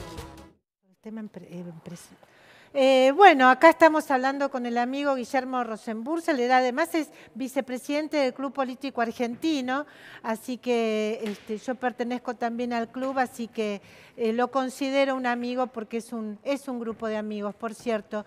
Guillermo, te estaba preguntando si quieres hacer alguna reflexión a esta causa que conmueve al poder y donde hay tantos empresarios involucrados, empresarios que seguramente vos conocés. Algunos conozco, sí. Mira, mis reflexiones parten de la base de que no soy abogado, no soy un especialista en cuestiones jurídicas y no quiero transformarme en un opinólogo. Entonces, muy cortito mis impresiones. En primer lugar, me parece que el fenómeno es sistémico y no arrancó con el kirchnerismo. Si vos te acordás, ya se hablaba de la patria contratista en la época del proceso, de la cartelización, de los sobreprecios, etc. Me parece que en el kirchnerismo esto alcanzó un nuevo nivel y cambió posiblemente la relación entre gobierno y empresarios. Con el kirchnerismo el gobierno, digamos, impuso condiciones. Ahora, presentarse como víctimas los empresarios me parece no creíble, digamos, ¿no es cierto? Y por eso yo discrepo marginalmente con lo que decía De Petri sobre la conveniencia de que se modifique la ley para que quien se acoge no reciba ninguna penalidad. Me parece que sería un error no sancionar, digamos, penalmente a los responsables, sean arrepentidos o no, lógicamente con una reducción en la medida que contribuya a desentrañar Es un debate, yo no soy jurista, pero en otros países ha producido efectos. Pero bueno, pero produce un shock. Y solo una cosa, dos cosas más. La primera es que esto tiene que seguir a fondo, pero hay que pensar, la clase política tiene que pensar cómo esto no desarticula el sistema político. En Italia hubo consecuencias favorables, pero consecuencias para el sistema político muy negativas. Y en Brasil las consecuencias también son muy mixtas y las elecciones que vienen amenazan con configurar un cuadro político de difícil gobernabilidad. Además son ahora el 7 de octubre, las elecciones es una cosa de locos. Bueno, Guillermo, pero sos un analista, sos alguien además que sigue la coyuntura y la estrategia económica. Hoy justamente tu nota en Clarín habla de que esta coyuntura lo que muestra de algún modo es una década perdida. ¿Qué es lo que el gobierno, qué es lo que vos creés que Mauricio Macri no hizo cuando llegó y hoy lo estamos pagando? Yo creo que hay dos falencias iniciales que me parecen importantes y que están entrelazadas. La primera es que tuvo un diagnóstico incorrecto que subestimó los problemas heredados. Y lo segundo, como consecuencia de eso, le planteó a la sociedad un escenario hacia el futuro más sencillo de lo que cabía esperar, digamos. Él prometió una baja muy rápida de la inflación, los brotes verdes para el segundo semestre de su mandato y una economía en crecimiento y con una inflación de un dígito al año siguiente. Yo no quiero opinar con el diario del lunes, pero yo lo decía... Vos lo decías, por eso me interesa mucho este diálogo, porque vos lo decías desde el principio. Vos decías, acá no se está viendo, decías, la falla externa, el problema estructural externo. ¿De qué se trata ese problema externo? Bueno, claro, lo que acaba acogotando a la economía no es el déficit fiscal, sino la falta de disponibilidad de divisas. La falta de disponibilidad de divisas paraliza la importación y como nuestra actividad económica, como la mayor parte de las economías del mundo, depende críticamente de insumos importados, de cosas que acá no se producen, y no se producen por buenas razones, por una cuestión de eficiencia relativa, en función de dotaciones, de capacidades productivas diferentes. Si no se importan esos insumos, la actividad se pincha, digamos, ¿no es cierto? Que fue lo que pasó en los últimos años de kirchnerismo, que se cierra la economía y eso también provoca una recesión. Exactamente, por eso. Y a eso va la expresión, digamos, de una nueva década perdida, porque si uno agarra el desempeño de la economía desde el segundo mandato de Cristina, un poquito antes, y observa su trayectoria hasta lo que ya uno puede anticipar va a ser el final del mandato de Mauricio Macri, independientemente de las simpatías que uno tenga por uno o otro gobierno, y yo creo que fue muy nefasto, digamos, lo que pasó en el kirchnerismo, independientemente de eso, como consecuencia de problemas estructurales que nunca se atacaron y que este gobierno, de nuevo, yo creo que subestimó. Vamos a tener un producto per cápita en el 2020 equivalente o tal vez menor que el de 2011, digamos. Es dramático lo que está diciendo Guillermo Rosenburger, que vuelvo a decir, no es la primera vez que lo escucho. Realmente desde el principio hacía estos comentarios y bueno, y tal vez hubo muchos que no lo queríamos escuchar. Yo misma decía, pero será así, y sí, era así, Guillermo tenía razón. Ahora vos decís otra cosa muy interesante, Guillermo, decís, el problema no es el déficit fiscal, pero primariamente, por primariamente, supuesto no es claro, pero hay muchos, digamos, hay toda una biblioteca de los economistas, José Luis Esper, por decir que dicen que ese es el problema central. Que es el único problema prácticamente, dicen. Claro, que es el único problema. A ver, diferenciemos entonces sobre esa biblioteca, diferenciate. Sí, cuando vos estás haciendo, digamos, para tomar la coyuntura actual, cuando vos tenés que hacer un ajuste externo de la magnitud que tenés que realizar, cuando vos estás haciendo una devaluación en términos reales tan fuerte y eso implica un enfriamiento de la economía como consecuencia de la caída del poder adquisitivo del salario real y de muchos ingresos fijos. Cuando vos tenés una política monetaria con una tasa de interés en las nubes, eso tiene un efecto sobre el gasto privado fuertísimo, digamos, y un impacto consecuente sobre la actividad. Si sobre eso vos querés hacer un sobreajuste fiscal, cerrar el déficit fiscal de cualquier manera, a cualquier costo y lo más rápido posible, entonces lo que los economistas decimos es llevarse adelante una política fiscal procíclica en vez de anticíclica como debiera serlo, digamos. Vos, en una economía que está en recesión, le apretás más aún el freno porque reducís el impulso fiscal de demanda. Cobrás más impuestos, lo que estábamos hablando ahora, eliminación de reintegros, reducción... Sí, que es la teoría Dante Sica, es decir, Dante Sica está más de acuerdo con vos. Y yo creo que sí, yo creo que es así. Digamos, lo que pasa es que... la receta que se está usando entonces está empeorando las yo creo cosas. Yo creo que sí, por dos razones, digamos. Una, porque la negociación con el fondo, yo no sé si a quién atribuirle el resultado, digamos. La negociación con el fondo impone un ajuste rapidísimo y muy profundo. Es difícil encontrar ajustes previos en otros países de esta dimensión. En general, en la gente no se percibe esto, digamos. Es un ajuste muy brutal, digamos, sobre todo para nuestras condiciones. El gobierno solo no puede hacer otra cosa si no recibe algún financiamiento. Eso es así.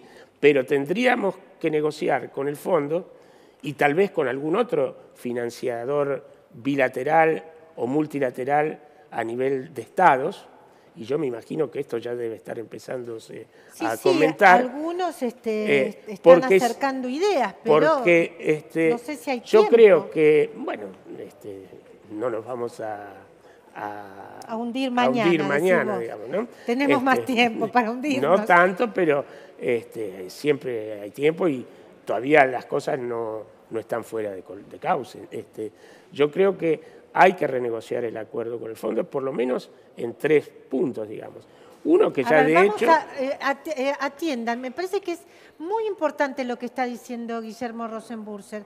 Ojo, porque es una visión que me parece que no es la que domina hoy el debate de los economistas. Me parece muy importante. A ver, ¿qué es lo que dice Guillermo que hay que hacer en estas circunstancias? Primero, renegociar el acuerdo con el fondo. ¿En qué aspectos? Bueno, básicamente las metas de inflación ya son incumplibles y hasta un colega que yo respeto mucho pero que tiene una visión más ortodoxa, si querés, que la que yo tengo, plantea, hay que revisar, que es Daniel Artana, plantea hay que renegociar una meta de inflación 10 puntos más alta que el 32, digamos, ¿cierto? O sea, ya Daniel Artana y Guillermo Rosenburger, que no están, digamos, que nos llevamos muy bien. Que se llevan muy bien, pero digamos, tienen una tradición de pensamiento distinta, coinciden en que ya hay que renegociar las metas de inflación con el Fondo Monetario. Exacto, porque estas metas de inflación son las que, entre otras, explican la política monetaria hiper restrictiva del Banco Central y tasas de interés que están ahogando la actividad. La segunda es la disponibilidad de divisas, ¿no es cierto? El Fondo Monetario dice tenemos que dejar, el gobierno tiene que dejar flotar libremente el tipo de cambio y las divisas que nosotros aportamos para el Banco Central son para recomponer reservas. Hoy en día el Banco Central ya está haciendo otra cosa y eso hay que recomponerlo. Y la tercera son las metas fiscales. Yo sinceramente creo que va a ser muy difícil cumplirlas, el 1,4 el año que viene, y si se cumple va a tener consecuencias nefastas sobre la actividad económica en este contexto de crisis internacional agravada. Necesitamos recuperar un mínimo de espacio para que la política fiscal pueda hacer política anticíclica. Bueno, la verdad que me parece interesantísimo todo lo que dijo Guillermo Rosenburser aquí en Mercados sin Pulgas. Me parece que, bueno, que hay que insistir más con esta visión de las cosas, muy interesante. Gracias, Guillermo, por tu visita aquí a Mercados sin Pulgas. Gracias a vos. Se ríe Guillermo del nombre del programa. Bueno, lo tenemos a Martín Rodríguez, que ¿Cómo estuvo, andás? pero muy bien, te hicieron poner el saco nomás, te convenció. Sí, me están civilizando un poquito, pero bueno, está bien, dicen que queda bien, yo qué sé. Yo te había autorizado con la camisa, pero en fin. Era Agustina, el único que estaba sin saco. Agustina te tiene cortito, nuestra productora. Bueno, ¿qué pasa con el peronismo después de los cuadernos, Martín? Bueno, yo digo después de los cuadernos y durante los cuadernos, ¿no? Porque el tema no termina de pasar y recién empieza, habrá que ver qué pasa. Hoy hubo una reunión del PJ después de la caída de la intervención, ¿te acordás? Ese paso de Luis Barrio Nuevo por el PJ sin pena ni gloria, y una primera reunión que tiene datos importantes, déjame decirte algunos. A ver. Primero, hubo 4 provincias que no estaban yendo, que no estaban participando previo a la intervención, caso Tierra del Fuego, caso San Juan, caso Santiago del Estero y una más que se me escapa, pero bueno, no pasa nada. Es decir, 4 provincias que no estaban, es decir, hubo una demostración de mayor unidad. ¿Qué los unió? Hoy vinieron. Sí, y hoy vinieron. ¿Qué los unió? ¿Qué fue el hecho? No fue tanto, dio conferencia de prensa. Y un documento muy duro, que acaba de circular, muy duro, que plantean, sobre todo, aparece en el segundo párrafo el tema y la motivación, que yo creo que explica un poco lo que estuvo pasando esta semana, que es la eliminación del Fondo Solidario Sojero, que había sido por decreto, lo había puesto Cristina en su presidencia, y que había tenido, como todos los decretos, una validación parlamentaria, y hay un cuestionamiento, te digo, de tipo legal, judicial. Y ya hubo una presentación de la provincia de Tucumán y también va a haber hoy, o mañana estos días, una presentación de Formosa por lo que significa. Para la provincia de Buenos Aires, para darte un ejemplo que siempre se habla, para el conurbano significan 500 millones de pesos menos que recibe la provincia. Claro, vos lo que decís es, las provincias, aunque no avalaban la conducción de Gioja, ahora expresaron respaldo porque tienen una demanda concreta. Entonces hubo unidad en esta demanda. No estaba el tema de la eliminación del fondo, se enteraron leyendo el boletín oficial, como se enteran muchas cosas en la Argentina, así funciona.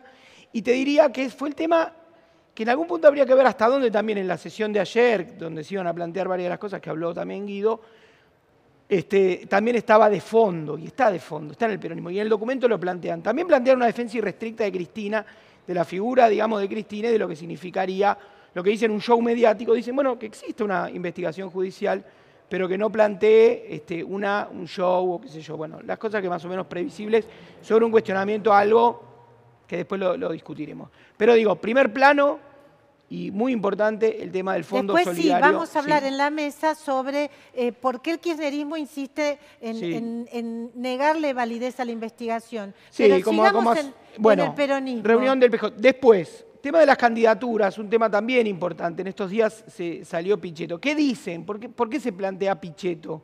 ¿Realmente cree Pichetto, que es un político tan importante, un político de palacio importantísimo, cree que puede llegar, cree que puede tener alguna proyección real?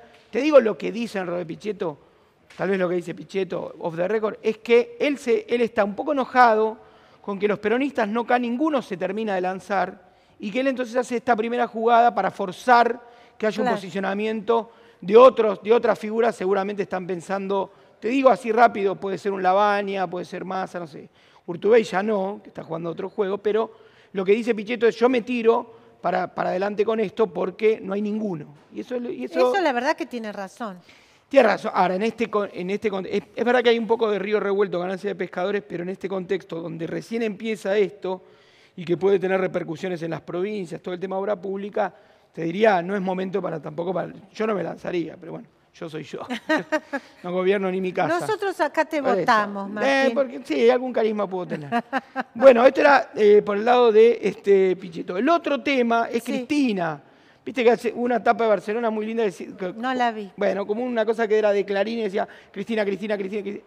Es el sistema cristinocéntrico que vuelve y que aparece. Y que yo creo que Cristina, hoy hablaba con gente más, digamos, ligada al núcleo duro de Cristina, y dicen, Cristina está explorando otra forma de relación política o de conversación política. La Cristina que pretendía dirigir verticalmente, dicen, fue vencida en 2017. Cristina sabe que necesita restablecer una conversación. Por ejemplo, dato de este año, Alberto Fernández volvió a la órbita de conversaciones con otro estilo, porque Alberto Fernández es un político con otros estilos, ¿no? Un político, si vos querés, hasta más clásico.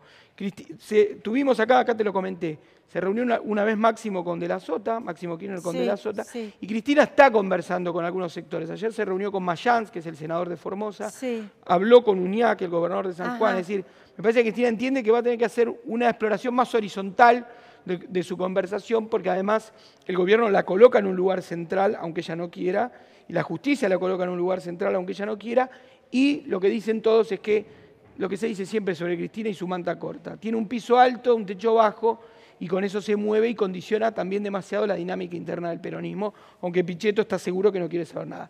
Última, ¿qué va a hacer Massa? No sé si me vas a ¿qué va a hacer Massa? No sé. Massa podría ser, imagínate un Massa candidato en provincia. Se ríe ahí Agustín Álvarez Rey porque claro, no. Imagínate a Massa en provincia, no lo sabemos. Bueno, último tema. Quieren que Massa vaya a provincia. Imagínate con una candidata, porque el problema que está viendo acá Él dice ¿quién que agarra quiere esto? ser presidente. Pensemos una cosa, ¿quién agarra esto? ¿Quién agarra en el 2019 esta pesada herencia, ¿no? Es decir, el peronismo va a tener que otra vez hacerse cargo, pasar otra vez, como hizo Duhalde, como hizo Kirchner, como hizo Menem, hacerse cargo de los gobiernos no peronistas y bueno. Así que yo creo que nadie tiene tantas ganas, o en todo caso calcula que sea fácil. No, ganas hay, ganas de poder. Me corrijo, ganas siempre hay, pero asumir esto es un lío, no es menor. El país que viene, que toca no es menor, y también algunos dicen, bueno, que sigan estos, digamos, y que lo emprolijen un poco. Última placa. ¿Qué dicen las encuestas? Que eso también, ahora circularon por todos lados. Estamos con un delay con las placas, ya hablamos de Cristina. Pero ¿qué dicen las encuestas? ¿Qué dicen las encuestas? Muy bien. Bueno, las encuestas dicen que esto es lo que le preocupa a la gente. Claro. La inflación y el desempleo es el 54% de las preocupaciones de las personas de a pie, que es lo que nos importa y que son los que miran Crónica. Este 20%... ¿Y qué es la gente que vota? ¿Qué es la gente que vota? La mayoría. Sí, que no quiere decir que los que les preocupa lo económico no voten al gobierno. No haría traspolaciones tan lineales entre las preocupaciones y las preferencias electorales, aunque el gobierno viene en picada. Pero esto de la corrupción no es, para disgusto de los moralizadores repentinos que evitan la Argentina, no está en el primer plano de las preocupaciones de la sociedad. Sigue estando la economía y básicamente el desempleo que crece, fíjate, todavía no vivimos una crisis de empleo, pero como preocupación crece, y la inflación que no la para nadie. Ayer se conoció el dato del INDEC, que es muy preocupante. Sí. Vamos a hablar también de las preocupaciones en el ámbito gremial, ahora con Agustín Vamos Álvarez con Rey. él. Vamos a hacer el change. Muy bien, Agustín, porque estuviste con notados sindicalistas en las últimas jornadas. Sí, trabajé mucho, Silvia, para... ¿Te tocó? Sí, porque no está fácil. Hay que esquivarle los cuadernos, cosa que no es sencilla. Hay que salir de la lógica un poco del cuaderno, y hablamos con las fuentes, ¿no? Con los sindicalistas. Bueno, te decía hoy para empezar. Bueno, Marcos Peña sostuvo en el Congreso que lo peor había pasado. Mauricio Macri dijo hace 48 horas, muchachos, no pasa nada, tranquilos. Bueno, yo fui y hablé con los sindicalistas. ¿Qué me dijeron? No, ni tranquilos ni lo peor ya pasó. Lo peor está por venir. ¿Por qué piensan los sindicalistas que lo peor está por venir? Bueno, tenemos una placa que nos ayuda a desarrollar el A tema. ver. Paritarias permanentes, imaginan los sindicalistas de acá en adelante, por lo menos hasta que esto se estabilice. ¿Qué imaginan? ¿Qué quiere decir paritarias permanentes? Que no se cierre un número, que están permanentemente negociando porque ellos dicen, bueno, nos vamos a atar a aquel esquema de la hiperinflación. Para el sindicalismo la inflación está desbocada.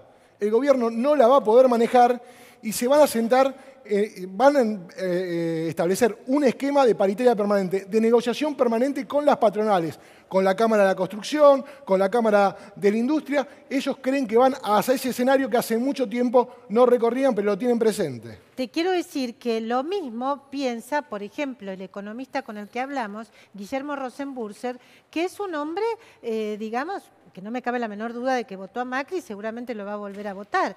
Es decir,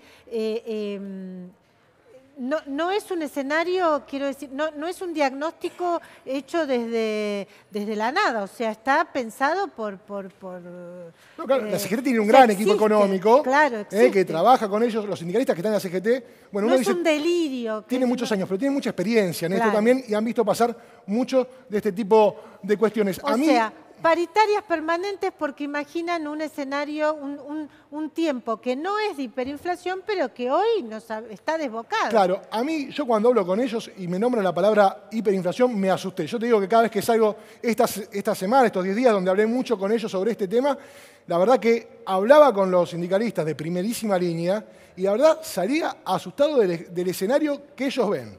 El segundo tema que ven ellos, destrucción de empleo. A ver. Destrucción de empleo. Hace un tiempo decíamos acá que no había destrucción de empleo, que había sustitución de empleo, que se cambiaba el empleo industrial clásico por empleo en servicios, monotributista o un poco precarizado, o precarizado del todo. Pero no se había perdido empleo. Bueno, los sindicalistas hoy ven un esquema directamente de destrucción de empleo que no saben cuál es el piso. El viernes los sindicalistas fueron a Olivos, se juntaron con el gobierno, le pidieron una cosa, no me paralice la obra pública y tratá de frenarme los despidos. El gobierno que le pidió. Bueno, cuando esté el FMI, nada de manifestaciones, movilizaciones. Hubo una especie de acuerdo de palabra. Bueno, 750 personas perdieron el empleo esta semana. La verdad es que cumplieron, porque esta semana las calles de la ciudad de Buenos Aires están notablemente despejadas. Bueno, el pedido del gobierno fue claro. Mientras esté la misión del fondo, bajemos el nivel de Esto conflictividad. es genial, esto es para una nota. Yo tendría que escribir esta nota en Infobae, pero Después te como, paso como el que escribe de temas gremiales es Agustín, pero es buenísimo lo que estás diciendo, que el gobierno le pidió a los sindicalistas el viernes que como llegaba el lunes Caldarelli... Claro, muchachos, por favor, Esto libérenme es las genial. calles, paz social. Bueno, ¿pero qué le pidieron? No me paralice la obra pública y frename los despidos. Bueno, el gobierno le contestó con 750 despidos entre lunes y martes en el Estado, 600 de agroindustria y 150 de obras viales, la Ruta 33 puntualmente. Después, ¿qué más ve el sindicalismo? Bueno, un incremento de la conflictividad social. ¿Por qué? Uno, por la destrucción del empleo y otro por la pérdida de poder adquisitivo, que calculan por lo menos en 7% para este año. El poder adquisitivo no se recuperó de la primera devaluación, de la de 2016, y los sindicalistas ven que hacia fin de año los trabajadores asalariados en promedio, no todos por supuesto, hay gremios y gremios, pero en promedio la masa salarial va a decrecer un 6% y eso se va a sentir en el consumo. Así que este es el escenario que plantea. ¿En qué marco, Silvia? Tenemos otra placa que nos ayuda A ver, la última placa. Sí. A ver.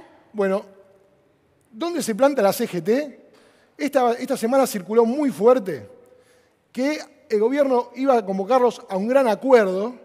Circuló el lunes a la noche, el martes fue etapa de ámbito financiero, le pusieron fecha y hora, y la CGT no quiere saber nada. La CGT decidió no ir a la reunión que había convocado el gobierno supuestamente para cuidar el empleo, porque primero no hubo comunicación formal, y segundo, hay uno de los secretarios generales que tiene 150 despidos en su gremio, estamos hablando de Juan Carlos Schmidt, que tiene 150 despidos en el gremio de Buenos Aires, en el puerto de Buenos Aires, y no piensa sentarse a negociar nada hasta que eso se resuelva.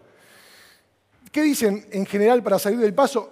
El gobierno nos llama, pero no plantea soluciones para los trabajadores, para las demandas básicas. ¿Cuáles son, Silvia?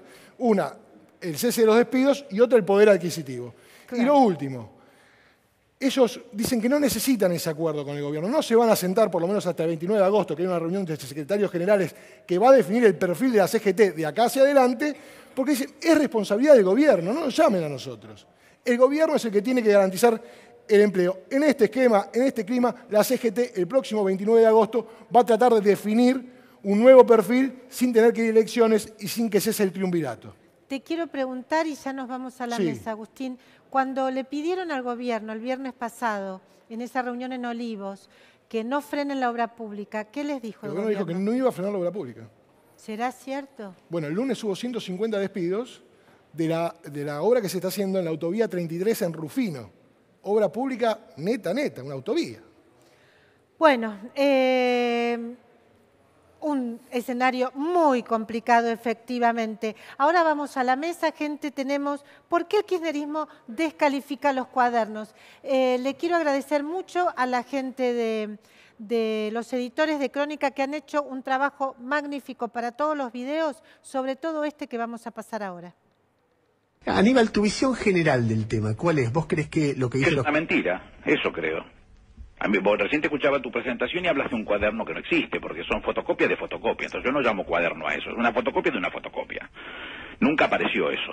Si hubiese sido un cuaderno, en todo caso, entonces lo que tendría que haber hecho el juez oportunamente es allanar la casa de este tipo para manotear los cuadernos y asegurarse la prueba. Y si no, alguien tendría que haber renunciado, el fiscal, el juez, alguien tendría que haber renunciado por haber perdido la prueba. Que las declaraciones de los presuntos imputados colaboradores confirmen lo que estaba en los cuadernos. No confirman nada, porque para eso tienen que traer documentación que lo demuestre. No confirmaron nada hasta ahora. El juez y el fiscal apretaban diciéndole que se terminaba la sortija, que había que apurarse porque las sortijas se terminaban. Lo dice la Nación, no lo digo yo. ¿Qué es lo que pasó? Stornelli recibe la denuncia, la segunda denuncia con los cuadernos, y sin sorteo decide que la va a llevar Bonadío, una clásica maniobra de Forum Shopping. Con lo cual el primer punto es que Bonadío no era el juez natural, fue una maniobra artificial para eludir el sorteo de la causa, como había pasado con la primera causa, la primera denuncia de la mujer de Centeno. Después vino la locura que nos despertamos en la mañana con las detenciones. Detenciones que ya tenían una cuestión muy extraña. Estaban deteniendo gente sin que el testigo principal, que era el chofer, hubiese siquiera prestado declaración indagatoria. Desde el año 1983, desde los albores de la democracia nuestra, venimos discutiendo a la patria contratista. La patria contratista que le recriminamos a Alfonsín es la misma patria contratista que hoy está enjuiciada por Bonadío. Es la misma. Son los Techín, son los Rollo, son los Macri. ¿De acuerdo? Qué nombres, ¿no? Entonces, es una oportunidad de saber cómo funciona esto. Sí. Ahora, ¿qué es lo que ves? ¿Qué es lo que veo yo?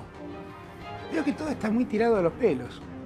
¿Por qué te digo? Mirá, aparece un señor que se llama Centeno, que hasta el día de hoy nadie lo investigó adecuadamente, pero hasta donde yo sé es un ex oficial del ejército que fue exonerado del ejército, dado de baja, porque en una discusión que tuvo con un igual le tiró una granada, que no explotó porque le sacó mal la espoleta, creo que se llama. Sí, tuvo un grado de insanía ahí.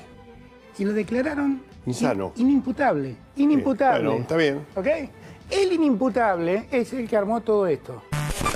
Mi opción y mi decisión personal fue a dar un gesto, acompañar a la expresidenta sin ser kirchnerista, porque no soy kirchnerista, digamos, no soy muy crítico del gobierno anterior, lo fui en su momento, nunca fui ni funcionario ni militante del kirchnerismo, pero cuando voy a Brasil lo defiendo a Lula, cuando voy a Ecuador lo defiendo a Correa, y desde luego en mi país la voy a defender a Cristina, porque creo que lo que está sucediendo atenta contra la democracia. Con los cuadernos meten presos a una cantidad de empresarios, con los empresarios presos los empiezan a presionar para que se acojan a una figura que del arrepentido en caso de corrupción que fue sancionado recién en el 2016 acá en la Argentina. Es una figura claramente controvertida desde el punto de vista jurídico. Bueno, han visto, le agradecemos de nuevo a la gente de Crónica que ha trabajado. El video yo creo que esta recopilación hay que hacerle un corte solo y mandarla por Twitter, porque la verdad que es impecable. Les quiero decir que yo ya me tiré, miren, sí, ya me lo tiré. Ya me tomé la mitad de Areta Laica, que es este trago que tiene champaña, mango y naranja, que hizo Faculos, obviamente nuestro Muy rico. homenaje a la reina La gran del areta. soul, Sí. que bueno, que Sí. partió lamentablemente. Lloramos también y tomamos un poquito de... Claro, es naranja porque hicimos verde la semana pasada. Claro. Pañuelo verde, ahora pañuelo naranja. Claro, El siguiendo de la separación. Se llama areta laica. Claro, areta laica, Areta efectivamente. Mirá cómo sabe Muy bien, todo. bien, bien. Con el autor. Ah, bueno. Agustín Álvarez Estás abriendo Rey. Tiene pero buena muy fuente. bien, Abrí muy con el bien. autor, bueno. Muy bien. Es un muy trabajo bien. de campo, ¿viste? Un Esto les backstage. quiero decir que está Está muy bueno. espectacular. Les Naranja pido- porque la separación del El Estado de de la Iglesia. Claro, sí. Exactamente. Estamos con la separación del Estado con la Iglesia. Pero antes de arrancar con nuestra mesa sobre por qué el kirchnerismo descalifica los cuadernos, que es algo que realmente me intriga, porque tiene que ser alguna razón más que lo obvio, como que se están defendiendo. Vamos a mandarle un saludo, Martín Rodríguez. ¿Tenemos la foto de Sabino Martínez? No la tenemos. No la Agus- tenemos. ¿Tenemos la foto?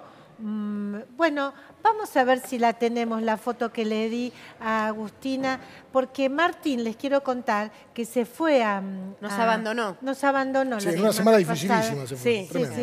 Es muy fácil lo Claro, tuyo, es fácil, querido, ¿eh? lo de él es fácil, Claro. qué sé yo. Bueno, y fue alguien, fue un compañero, Y no podemos trajiste decir, nada, Sabino. aparte. No, Te trajo fuiste la y no foto de trajiste Sabino. nada. No trajiste unos chocolatines, unos alfajores. No hay chocolatines Algo. en Formosa. En Formosa ¿Qué hay un hay? montón de cosas y hay un montón de cosas hermosas. Es una provincia absolutamente hermosa. Vi uno, por ejemplo, el Bañado La Estrella, nadie sabe qué es, que parece los esteros de Liberá, una zona realmente preciosa. Es una provincia Bueno, que invite. olvidada, en algún Y muy sentido. pobre también, ¿no? No tan, o sea, es una provincia que no vi paisaje de miseria como se supone que hay, pero es una discusión que la dejo para otro momento. La vamos a dejar para otro Es momento. nadie sabe que es la segunda provincia con menor mortalidad infantil después de San Luis. Y vos decís Bueno, Formosa y eso. Y No decís, sé, acá tenemos la foto, Ahí está, tenemos la foto ahí de está. Sabino. ¿Está que la fue foto? Contá por qué ponemos la foto de Sabino. Sabino lo conocí en El Quebracho, un poblado muy chiquito de Formosa, y en una reunión, y él se me acercó y me dijo, ¿de dónde te conozco? Yo dije, no sé, yo no digo de la tele, porque la tele es una circunstancia, un ratito por semana. Y le digo, pero no sé, la primera que vengo acá. Y me dijo, no, ¿vos salís en la tele? Y digo, sí. Y me dijo, bueno, veo el programa. Y se emocionó, nos sacamos una foto y le dije, miralo este jueves porque este jueves te mandamos saludos. Y le mandamos un Sí. saludo a Saludos, Sabino. un fenómeno, un gran fenómeno. Y a toda la cariño. gente de Formosa. Y a toda la gente Y a de toda Formosa. la gente de Hay un asado en Formosa. Yo a Formosa. Gildo no le mando saludos. Yo sí. Quiero que quede bien claro. Yo le mando saludos y me parece que Yo no. lo vamos a Por charlar alguna suerte vez. vino Sí. el hombre araña acá que nos va a defender de Gildo Infran. Escúchenme, bueno, Diga. ¿qué pasa con el kirchnerismo? A ver, ¿Qué pasa? porque ustedes, se arranquen ustedes, chicos. ¿Por qué? No, la pregunta me sorprende un poco, tu intriga. Sí. ¿Por qué? A mí también me intriga un poco. Pero pensando un poco, me parece que es la parte más débil de todo esto, el cuaderno, los cuadernos. Los cuadernos es la parte más, más allá de alguna declaración que a mí me resulta inverosímil, algún testimonio que parece increíble, la parte de los cuadernos es la parte más inverosímil, porque no se puede probar. Los cuadernos no están, no Pero aparecen. es que es tan claro que se puede probar, Agustín. No, pero que- vos me preguntás por qué niegan los cuadernos. Después hay un montón de o sea, pruebas. vos estás explicando, o sea, sos la representación misma del kirchnerismo. Me asumo como tal. Bien, ahora. Lo ¿Por que qué digo es lo eso es siguiente. negarle No, pero vos- verosimilitud porque- a los cuadernos? No, después Y la a las gente declara- declara, hay un montón de y a pruebas, las un montón de declaraciones arrepentidos. posteriores. Que Genial. son tan precisos. Bueno, Y por hay eso que, la- después hay que Bueno, ver, después hay que ver, digo, bueno. tampoco no es el diario de Ana Frank, digo, son unos cuadernos de un hombre que después dice que quemó la prueba y tienen unas copias microfilmadas o algo así, no sé, supongo que forman parte de la causa. Y por otro lado, son el puntapié de una causa. Yo creo que hoy hay testimonios y empieza a haber testimonios que pueden ser Pregunto, más importantes. ¿podría haber testimonios pero que sin para- el cuaderno? La pregunta, No, bueno, ¿eran por eso, necesarios los cuadernos? por eso. Sí, eran necesarios.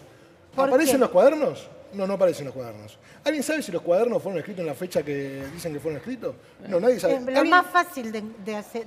¿Alguien sabe Bueno, si lo más alguien fácil hizo una sí pericia está- ¿Vos los caligráfica leíste? en el cuaderno? ¿Vos leíste? Sí, en Info están todos muy prolijitos. ¿Pero los leíste? Sí, sí. Ahora, mi duda es, No me duda. Digo, ¿por qué el kirchnerismo dice? Bueno, es lo más endeble que puedes atacar. No vas a atacar el testimonio de Ugarte. ¿Cómo vas a atacar lo que es contundente? A ver, dígame. No, a mí lo que me sorprende es si se descalifica los cuadernos, cómo es que tenemos un desfile de gente que corre para arrepentirse No, en claro, tribunales. pero yo, en mi caso... Para. Y tenemos un montón de gente que está declarando en la causa y contando cosas Igual, que todos sabemos que existían. ¿Qué más necesitan? Y encontramos la vuelta más rara para discutir esto, ¿no? Como sí. decir, ¿por qué el kirchnerismo descalifica los cuadernos? Primero, ¿Qué más necesitan? Las fuerzas políticas se defienden. Las fuerzas políticas se defienden. Los aportantes truchos de Vidal también fueron descalificados. No, ya sé, pero... No.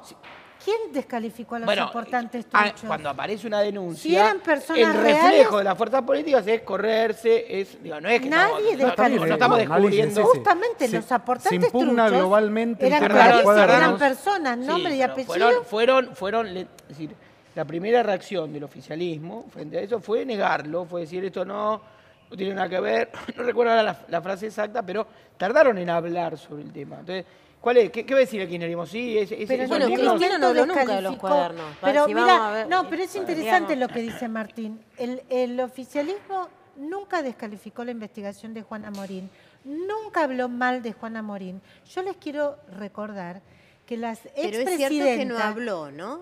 Al principio se pero demoró después en hablar. habló, tomaron decisiones, hicieron conferencias de prensa, nunca descalificó al periodista que investigó.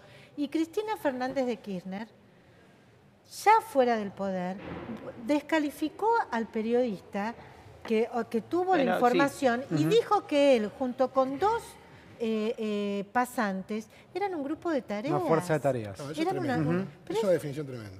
Pero es que, acá no es un tema menor esto, porque son periodistas, o sea, ponele que... Bueno, pero Cristina siempre tuvo una situación muy adversa bueno, pero contra yo digo, los periodistas. Si ahora yo le escribí a Diego Cabot, quiero decir que yo me solidaricé con Diego, le escribí, le dije, me solidarizo por esta burrada que dijo Cristina Kirchner, y le dije, y no está en el poder, porque si no estando en el poder se anima a decir semejante horror, o sea, para recordarnos lo que era Cristina en el poder. Cristina y todos sus funcionarios, con esto aporto una cosita nomás. Amado Vudú, otro tema que ha pasado desapercibido por el impacto que tiene la causa de las coimas vinculadas con los cuadernos, fue sentenciado en una de las causas a a casi 6 años de prisión, lo cual a mí me parece bochornoso, porque me parece muy poca condena para alguien que fue vicepresidente de todos los argentinos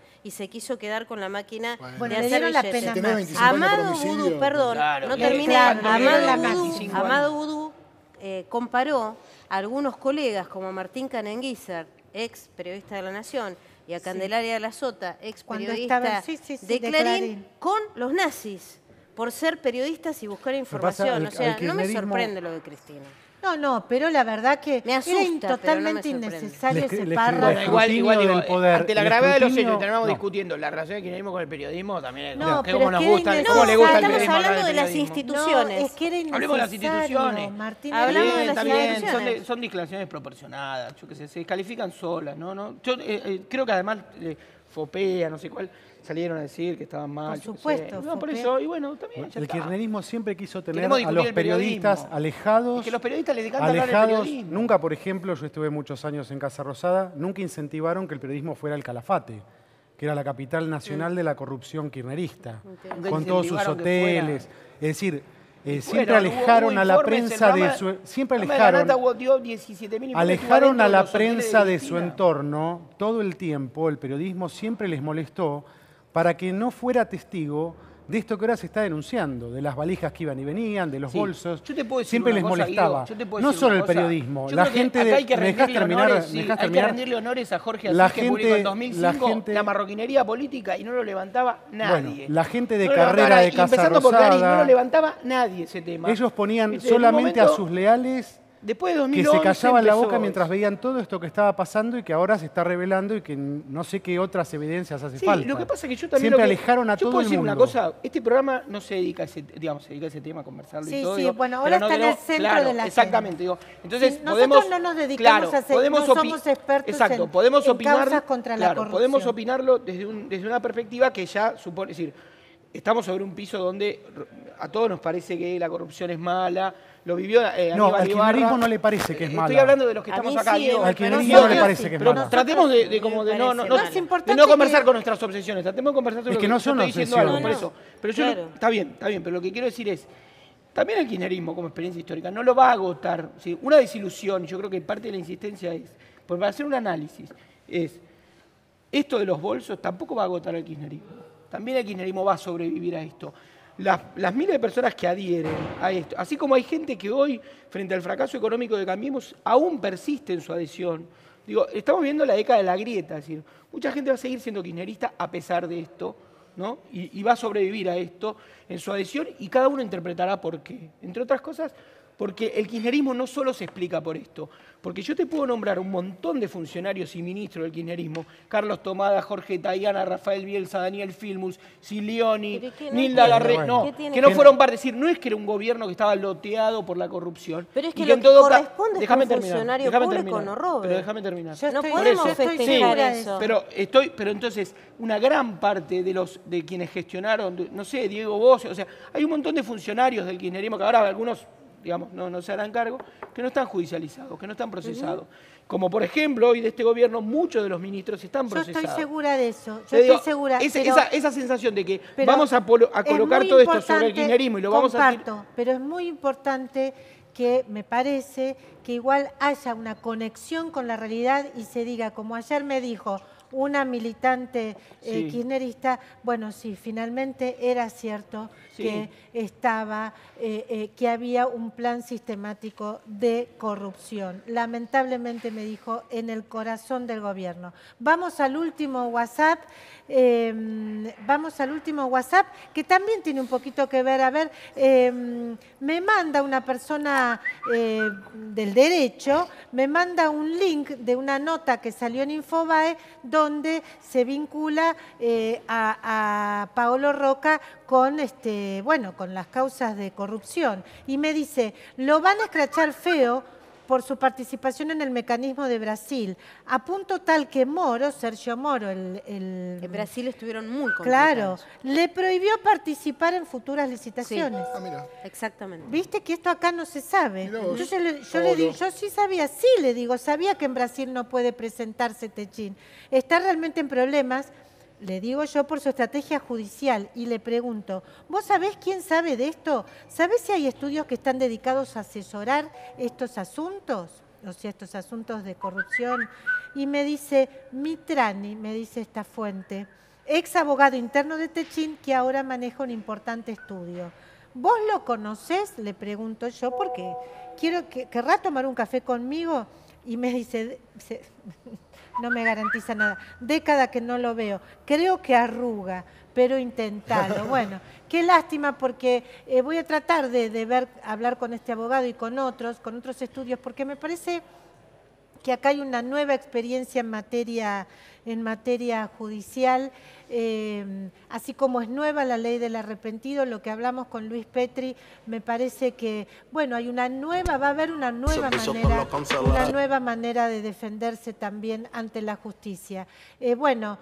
También lo tenemos para defendernos, además del hombre araña Chucky, que ya vino, lo tenemos a Diego Moranzoni y su programa Ahí está, nos saluda, con Peatonal. Ahora viene, nosotros tenemos que dejar, chicos, porque con las cosas que tenemos para discutir. Con las cosas que tenemos acá para discutir.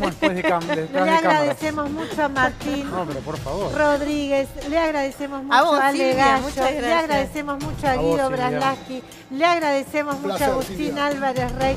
Teníamos más para discutir. Era un lindo tema para discutir, pero bueno, tuvimos poco tiempo porque tuvimos muchos temas y no saben todo lo que nos quedó. Y les puedo asegurar que no es mentira, nos quedó muchísima información. Gente querida, gracias a Agustina Ceballos, gracias a Alejandro, gracias a toda la gente de Crónica HD, gracias a Jerry, nuestro director, viene Diego Moranzoni, viene Peatonal, gracias. Hasta el próximo jueves, aquí estaremos en Crónica HD.